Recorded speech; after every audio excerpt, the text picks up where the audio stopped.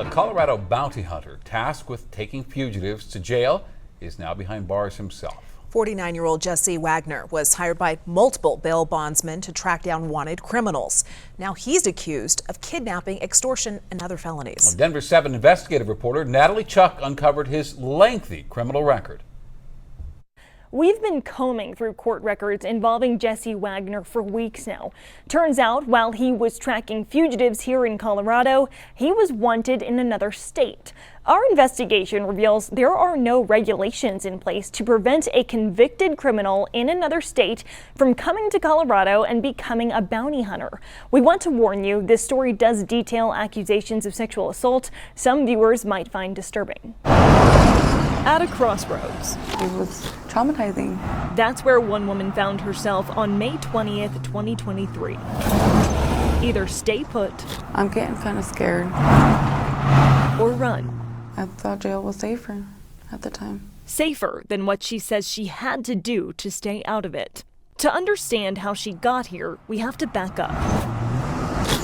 Last May, I was contacted by a bounty hunter that was hired to look for me for a bond that I had jumped on. We are calling her Jane to protect her identity as the victim of a violent crime. Jane is no stranger to bail bonds, having a criminal history involving drugs and theft. But she was a stranger to bounty hunters. I went to go get my nails done. Next thing you know, I walk out the nail salon and I'm contacted by Jesse. 49-year-old Jesse Wagner. He was supposed to take Jane to jail when he found her. Things were really different when we were alone. He would look back at me and he'd be like, why is somebody so beautiful in trouble, and just making weird comments like that. Instead, this arrest affidavit states Wagner told her she could work off her debts and get out of this life she was living, and gave her a bunch of false promises. She fell for these promises and agreed to help Wagner catch other fugitives. When I wouldn't answer him or text him back right away, that's when things got really weird. He would impersonate a cop just to get into my apartment complex. He looks like a cop. People respect it and they don't ask questions about it. The affidavit details allegations of extortion, kidnapping, and unlawful sexual contact. It says Jane told police she would rather do anything than return to jail, and Jesse hung it over her head. He had control everywhere, no matter where we went. She says Wagner put an ankle monitor on her, tracking her. Text messages described in the affidavit say Wagner was calling Jane baby, bought a plane ticket for her to come to California with him, and offered her $100 to come over to perform oral sex. Jane admitted she and Wagner did have sex once. She tells us she did not want to. Took me inside of his house with the handcuffs on. Took me inside the room and had me like that, telling me that if I didn't do certain things that he was saying to me, that I was gonna go to jail. A cycle of control that allegedly went on for weeks came to a head here, back at this crossroads. Check on police and fire, just settled. I am a bail enforcement agent. I'm going to do a compliance check. The night started here, Jane helping Wagner and other bounty hunters apprehend a drug dealer in Lakewood, according to the affidavit. Afterwards, she asked if she could go get food because she was starving. Really, someone was parked at this gas station waiting for Jane to escape. She made a run for it. I reached my apartment, locked the doors. She says Wagner was not far behind. The affidavit describes him kicking the door in. When he got in, he pulled out the biggest baton that I've ever seen, and he started beating me with it. That night, she wound up in the hospital and later jail for a violation of bail bonds. Months later, Wagner ended up in jail too for what Jane says happened that night. But this is not his first time behind bars. Court records we found reveal Jesse Wagner was set to appear in a San Diego courtroom back in October. There, he faces kidnapping, false imprisonment, burglary charges, and more. In court that day, Wagner's attorney told the judge, Mr. Wagner is not present in court today because he's currently a guest in the great state of Colorado. He was in Jefferson County Jail. California records also note Wagner was previously convicted in 2006 of robbery, a felony, meaning this body armor he is wearing in this video about 2 years ago in San Diego also a violation of the state's law. There's a whole bunch of people that's been in trouble, but Jesse tops them all. William Ellenberg has been both a bail bondsman and bounty hunter in Colorado since 2009. Here we go. He was not surprised when we wanted to talk about Wagner's case. If they don't put regulations in, most of these bondsmen, like the ones that hired Jesse and his little entourage, they're going to have issues. The state's Division of Insurance confirmed with us bounty hunters do not have to be licensed in Colorado, meaning the bail bondsmen hiring them don't have to do a background check. You have to know the right people. Who is Jesse Wagner to you? Jesse is a bounty hunter, fugitive recovery agent that we hired. Roy Jones is the owner of First Stop Bail Bonds. He hired Wagner for about a dozen jobs, including Jane's. I thought he was great, very efficient. Everything that he does, he definitely came with a different swag than anything that I have seen before. Wagner's arrest affidavit states, a quick Google search of Jesse Wagner bounty hunter brings up a litany of articles involving Jesse in a variety of nefarious activities while performing duties as a bounty hunter. You didn't background check him, or did you feel the need to? We didn't feel the need to. Why not? Well, he's an independent contractor, just as every other bounty hunter, fugitive recovery agent. He came with his credentials, and he came very highly recommended. You're putting people at risk. People at risk with criminal records. Nobody will look your way or help you. And that was difficult. That was very difficult. Forced to choose, speak up, It was hard for me to make this choice. or let the cycle keep spinning. But if I wouldn't have done it, who else could he be hurting at the time? Police are asking if anyone else thinks they might have been a victim of Jesse Wagner to contact them. We did request an interview with Wagner and were told he wanted to speak with his attorney first. We never heard back. Wagner's trial is slated to start in November. In the meantime, we are working to figure out why Colorado does not regulate bounty hunters and asking whether the state should. For Denver 7 Investigates, I'm Natalie Chuck. Tonight, a family speaking out after they say a nursing home lost their loved one. So the missing man was found days after he walked away from the care facility. He then died shortly after he was found. Investigative reporter Natalie Chuck live outside that nursing home tonight. And you spoke with family members so confused about what happened here.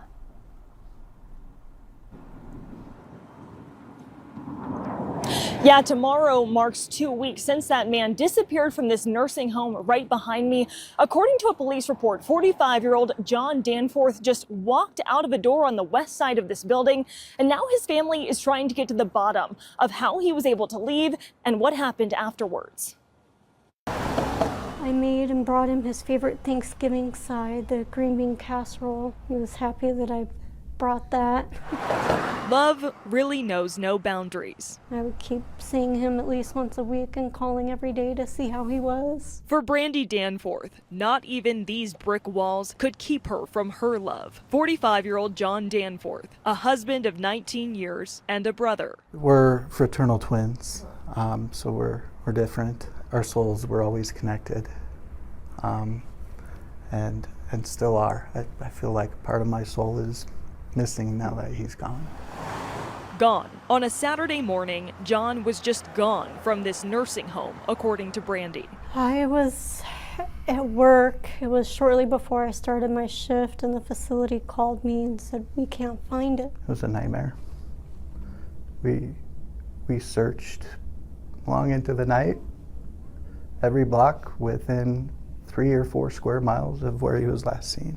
According to the police report, John walked away from his nursing home just after 1 o'clock on Saturday, November 30th. But take a look at this. This map shows just how far John traveled. It's about 10 miles by car from the nursing home to where he was eventually found. Here at the Sheridan Public Works facility, surveillance video captured on Sunday, December 1st shows John walking along this road, crawling underneath this fence, and making his way that direction.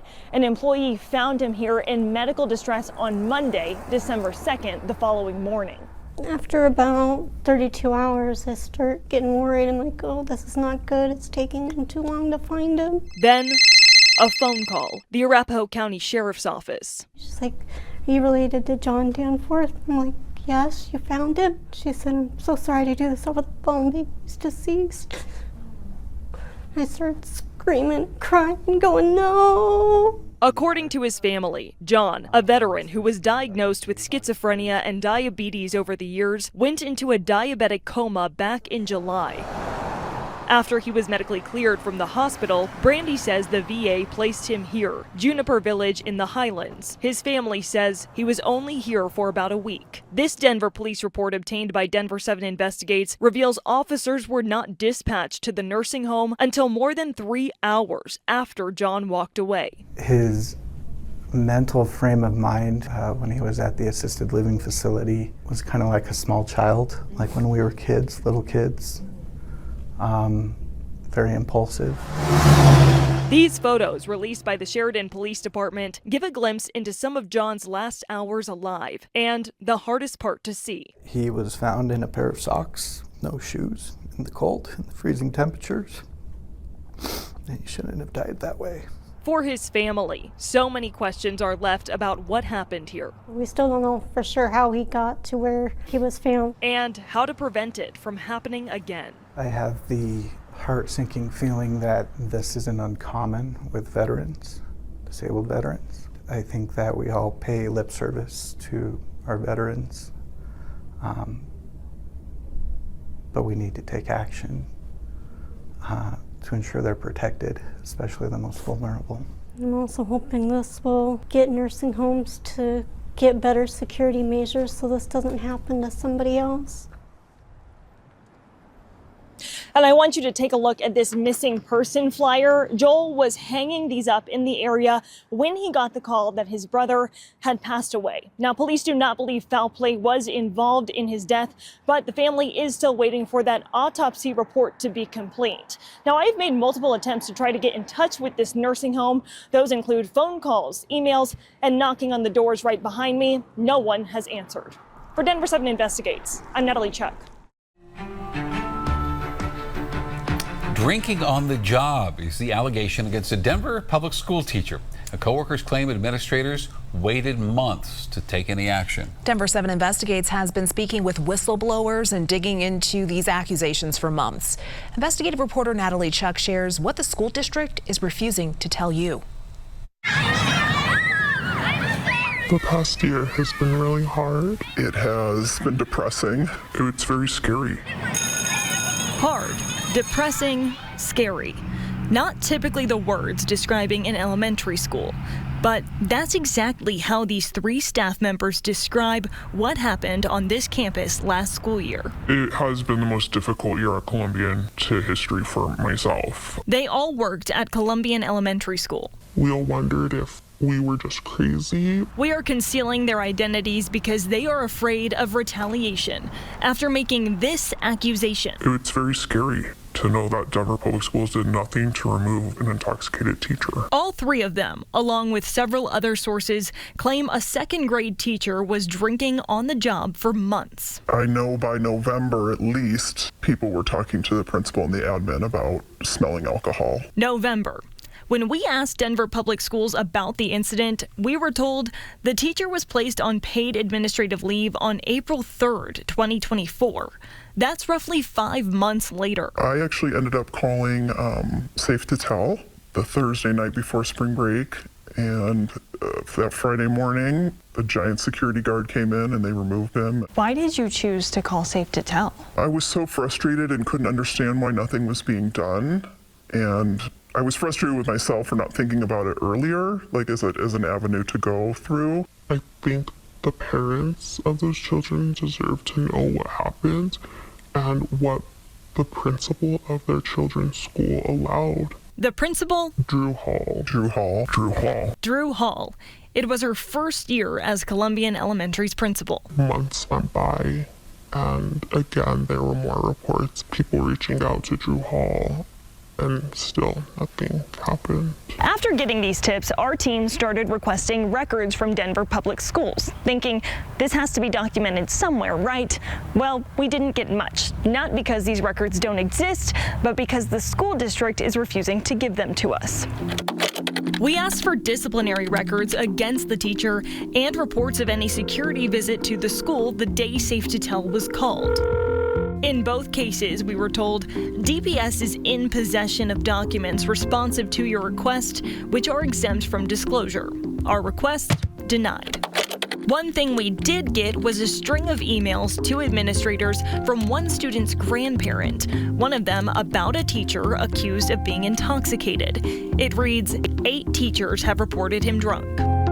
The grandparent tells us the email was sent in January, but there was no timestamp on the copy provided by the district. We also asked for emails to or from several administrators throughout the course of the school year, involving the teacher's name and the phrases alcohol, drinking, intoxicated, or inappropriate behavior. We got back a few typical emails about the teacher's hiring process, but we also got this, a letter saying the district will not be releasing some emails discussing how to possibly address personnel issues. And we did get a list of the 10 emails being withheld. The earliest dating back to December 13th, 2023. The person who sent it, Drew Hall. We cannot confirm exactly what was written in any of those emails. Why did you feel it was important to come forward and bring this to the public's attention? I think the public needs to know what's happening in Denver Public Schools, that they are not taking care of the children. We reached out to Drew Hall, but never got a response. As for the school district, we asked multiple times for an interview. We were given a statement. It reads in part, when a report of a potential unsafe environment is received by a school leadership team, they follow established policies and procedures to fully investigate the allegations. It goes on to say, Denver Public Schools cannot comment on the allegations due to the district's longstanding policy against speaking about personnel matters publicly. Do you think anyone will take accountability after this airs? I hope Denver Public Schools takes some accountability and removes Drew Hall and makes sure that the people at Columbian, their community and their culture is healed. Until then, the word these staff members are left with to describe how they're feeling. Hopeless. Hopeless. DPS tells us the teacher on leave will not be returning to the district. It's not clear if the teacher was let go or resigned. You heard that the district follows policies and procedures when reports are made. We asked for a copy of those policies and procedures. It says employees may not be under the influence of alcohol during work, and the district uses breathalyzers and urine samples to enforce that policy. When asked if this teacher was ever tested,